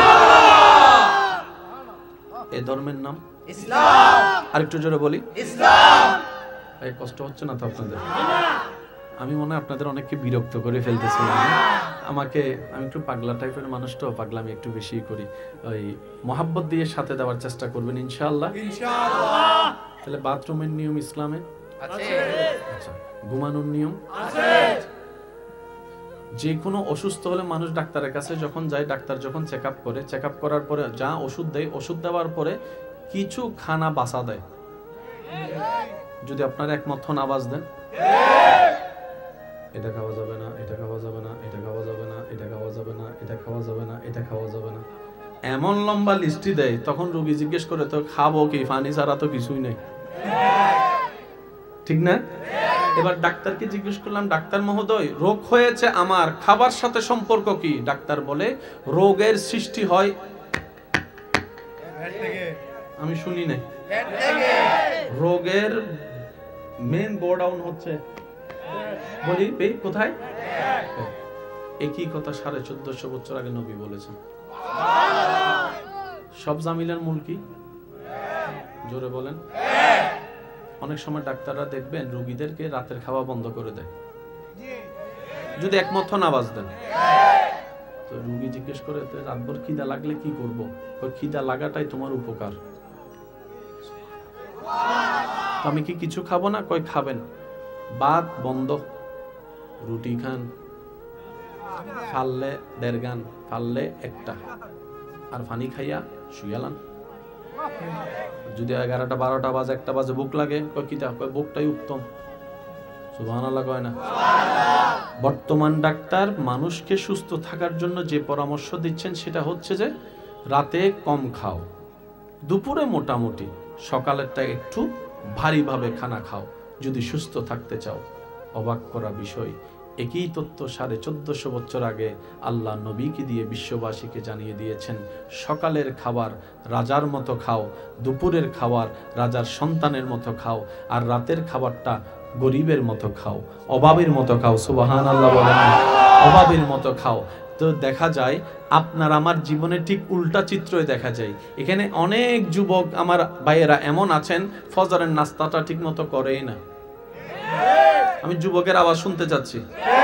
মা ঠেললো, বাবা ঠেললো, নাস্তা করে না এমন অনেক ভাই বোন আছে না নাই? কিন্তু রাতের বেলা এমন ভাবে খায়, আমি বলবো না, আপনাদের শিকার দিতে হবে। রাতে এমন ভাবে খায়, খাইয়া শেষ পর্যন্ত আর লড়তে পারে না। তাহলে সুস্থ থাকার যেই ফর্মুলা WHO সংস্থা ডাক্তাররা দিচ্ছে, একই তত্ত্ব 1450 বছর আগে ইসলাম জানান দিয়ে প্রমাণ করে দিয়েছে। ও বিশ্ববাসী জেনে রাখো, ইসলাম শুধু পরকালকে সুন্দর করার ধর্ম নয়, ইসলাম এমন একটা ধর্ম, কোড অফ লাইফ, মানব জাতির 24টা ঘন্টার প্রত্যেকটা বিষয়ের পরামর্শ ইসলাম এমন ভাবে দিয়েছে, কেউ আপন করার মতো করতে জানলে আখিরাত তো আলোকিত হবেই হবে, দুনিয়া তার সুন্দর হয়ে যাবে। চিৎকার দিয়ে বলেন সুবহানাল্লাহ। আল্লাহ আমাদেরকে একটু বুঝার তৌফিক দান করুন, আমিন। নিজের লাভের জন্য হলেও ইসলাম মেনে চলার তৌফিক দান করুন, আমিন। আমি কি বলেছি? এমন কোনো বিষয় নাই যেটা ইসলামের ভিতরে নাই। গবেষণা করি নাই, দোষ আমাদের। খুঁজতে চাই নাই, দোষ আমাদের। জানতে চাই নাই, দোষ আমাদের। রোজা ভাঙলে কি করলে রোজা ভাঙে প্রশ্ন যখন চলে আসে, ইমামের কাছে আপনি আমি চলে যাই। কোন একটা জিনিস যদি না বুঝি ইমামের কাছে চলে যায়। আমাকে বলেন, কয়জন স্বামী বিয়ে করার আগে হুজুরের কাছে জিজ্ঞেস করেছেন, হুজুর স্বামীর হক কি, বউয়ের হক কি, একটু বলেন আমারে? এবার বুঝতে পারছেন কেন ডিভোর্স বাড়তেছে?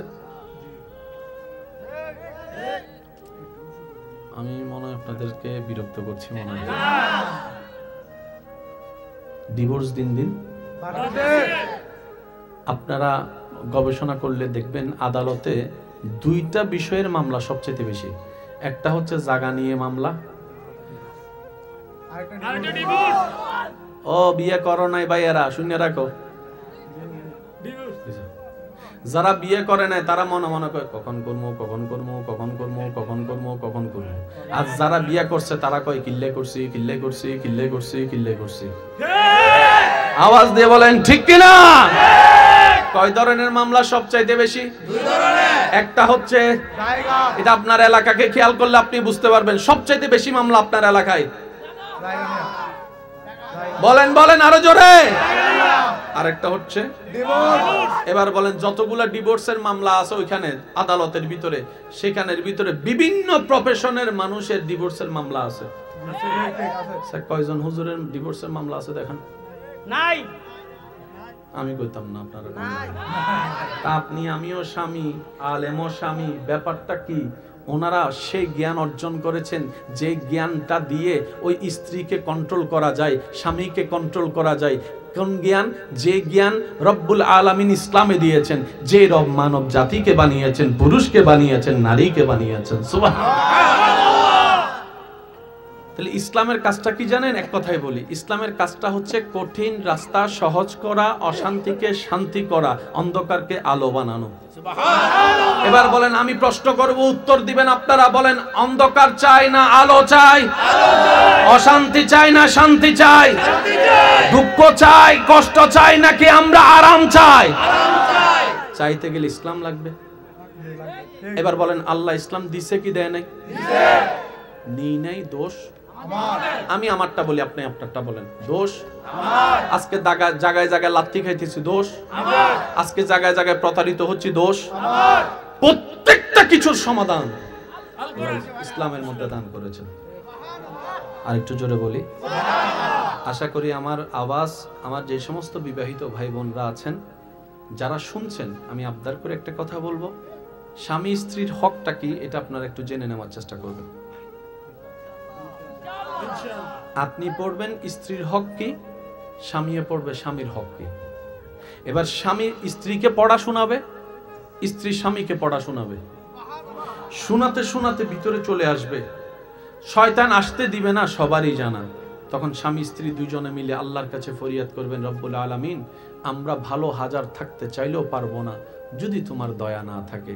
আল্লাহ, আমরা স্বামী স্ত্রী অতীতের জন্য তওবা করলাম তোমার কাছে, আজকে থেকে তোমার নিজ দয়ায় আমাদেরকে চালানোর তুমি ব্যবস্থা করো, আমাদেরকে চালানোর ব্যবস্থা করো। সুবহানাল্লাহ। আল্লাহ, আমি স্বামী হিসেবে স্ত্রীর হক আদায় করার চেষ্টা করব, স্ত্রী হিসেবে স্বামীর হক আদায় করার চেষ্টা করব, বাকিটা তোমার ইচ্ছা। দেখবেন আপনার স্বামী স্ত্রীর সংসারে এমন শান্তি আসবে, উপরে ছাদ না থাকলেও দিলের ভিতর শান্তির বাতাস বয়ে যাবে। বলেন সুবহানাল্লাহ। এবার আওয়াজ দিয়ে বলেন ইমানদার ভাইয়েরা, আল্লাহ চাইলে পারে কি পারে না? আওয়াজ আমি শুনি নাই, আরো চিৎকার দিয়ে বলেন আল্লাহ চাইলে পারে কি পারে না? আগুনকে শীতল বানাতে পারে কি পারে না? আল্লাহ পাক আমার তাকবীর, আল্লাহু আকবার, নারে তাকবীর, আল্লাহু আকবার। আল কোরআনের আলো ঘরে ঘরে জ্বালো, ইসলামের শত্রুরা হুঁশিয়ার সাবধান। আওয়াজ একবার বলি মারহাবা। এবার বলেন ভুল কাদের? আমি আমারটা বলছি তো আপনি আপনারটা বলেন না। ভুল কাদের? আমাদের। আরেকটু জোরে বলি, আমাদের। আগে মানুষ বেশি বাঁচত, এখন এখন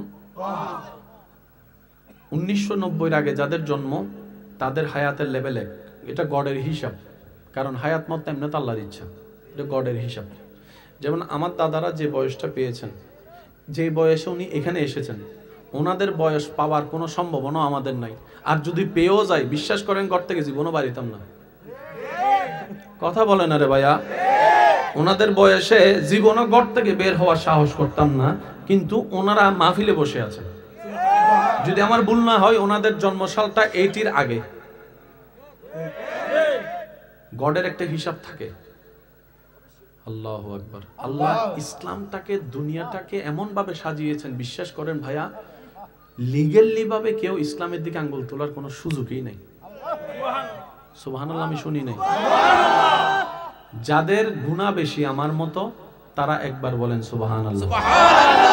সুবহানাল্লাহ বললে গুনাহ হয় না সওয়াব হয়? আমাদের জান্নাতে যেতে কি গুনাহ লাগবে না সওয়াব লাগবে? আমাদের জীবনে কি বর্তমানে সওয়াব বেশি না গুনাহ বেশি? গুনাহ কমাতে সওয়াব বাড়াতে আমাদের আল্লাহর জিকির করার দরকার আছে না নাই? তো যারা আমার মতো গুনাহগার আছেন তারা নিজের নেকির পাল্লা ভারী করার জন্য সুবহানাল্লাহ বলার চেষ্টা করবেন। আর যারা জান্নাতি হয়ে গেছেন, না কইলেও চলবো, আপনারা তো হয়ে গেছেনই, যাবার সময় আম করে লয়ে যাবেন। কি কথা কি কোনো ভুল বলছি নাকি? আপনারা জান্নাতি হয়ে গেছেন, সেজন্য আর সওয়াবেরও দরকার কি? আল্লাহ আমাদের সবাইকে একবার সোনার মদিনা বাইতুল্লাহ শরীফ দেখার তৌফিক দান করুন। আমিন। রবের প্রেমিক, নবীর প্রেমিক হয়ে কবরে যাওয়ার তৌফিক দান করুন। আমিন। এবার ইমানদার ভাইরা, আমি পয়েন্টগুলো দিচ্ছি, আপনারা শুধু মিলাবেন, মিললে নিবেন, না মিললে নেওয়ার দরকার। শরীরের মধ্যে কত পার্সেন্ট পানি? 70-75% পানি। ডাক্তারের কাছে গেলে ডাক্তার কয় পানি খা, ভাত বন্ধ, পানি খা, রুটি বন্ধ, পানি খা, চিনি বন্ধ, পানি খা, ফাস্টফুড বন্ধ, পানি খা, বার্গার বন্ধ, পানি খা, স্যান্ডউইচ বন্ধ। সুবহানাল্লাহ কইতেন না রে বাবা? কে বলে? জোরে বলেন। এবার এই দেহ বানিয়েছেন কে? আল্লাহ। যেখানে বিজ্ঞানের চোখে দেখা যায় 70% পানি এই দেহে, এই মানব দেহটা যে পৃথিবীতে আছে সেই পৃথিবীর অবস্থানও তাই 70% পানি। সুবহানাল্লাহ। এই মাটিরও 70% পানি। পানির অবস্থান বেশি পৃথিবীতে, শরীরেও পানির অবস্থান বেশি। বলেন না সুবহানাল্লাহ। বুঝতে কষ্ট হচ্ছে না তো ভাইয়া? না? এবার আসেন, ধর্ম দিয়েছেন কে? আল্লাহ। কাদের জন্য? এবার আমাদের জীবন কয়টা দেখেন, আমি বলছি আপনারা দেখেন, এখন আছি কোথায়? দুনিয়া। দুনিয়াতে আপনি আমি আসার আগে ছিলাম আম্মার মাশাআল্লাহ, একটু আম্মার আম্মার পেটে আসার আগে আপনি আমি ছিলাম বাবার পিঠে। আরেকটু জোরে। বাবার পিঠে আসার আগে আপনি আমি আমরা ছিলাম রূহ জগতে। এবার আমি বলছি আপনারা শুধু মিলাবেন, রূহ জগৎ থেকে বাবার পিঠ, বাবার পিঠ থেকে মার পেট। কয়টা স্টেশন? তিনটা স্টেশন আপনি আমি ফেলে এসেছি, এখন আছি দুনিয়ায়। যতদিন আল্লাহ চায় থাকবো, আল্লাহ যেদিন বলবে বের হয়ে যা দুনিয়া থেকে, আপনি আমি চলে যাব। যতদিন আল্লাহ চায় আপনি আমি কবরে থাকবো, এরপর আল্লাহ যখন বলবে আয়, আমরা চলে যাব হাসর। বলেন না, যতদিন আল্লাহ চায় ততদিন হাসরে থাকবো, আল্লাহর দয়া নিয়ে আমরা চলে যাব জান্নাতে। মোটা স্টেশন কয়টা ভাইয়া? আমি শুনি নাই। মোটা স্টেশন কয়টা? আসমান কয়টা? জমিন কয়টা? আমি শুনতে পাচ্ছি না সুবহানাল্লাহ। এমন ভাবে সুবহানাল্লাহ বলেন যেন শয়তানের গালে জুতার বাড়ি পড়ে। এবার অঙ্কটা একটু মিলাবেন। রূহ জগৎ, বাবার পিঠ, মায়ের পেট, এদিকে আছে কবর, এদিকে আছে হাসর, এদিকে আছে জান্নাত, মাঝখানে আছেন আপনি। তিনটা ফেলে এসেছেন, বাকি তিনটা স্টেশন সামনে আছে। এই স্টেশনের পরের স্টেশনের নামই হচ্ছে আলমে বারজাখ, কবর। তার মানে এই স্টেশন থেকে এই স্টেশনে কোনো দূরত্ব বেশি নাই। দুনিয়ার আলেমে বারজাখ আখিরাত কতটুকু? যে কোনো কবরের সামনে গিয়ে আপনি দাঁড়াবেন, কবরবাসীর দেহ আর আপনার পাটা খেয়াল করবেন, দেখবেন 3 হাত উপরে দুনিয়া, 3 হাত নিচে আখিরাত। শুনতে পাচ্ছি না, আমি শুনতে পাচ্ছি।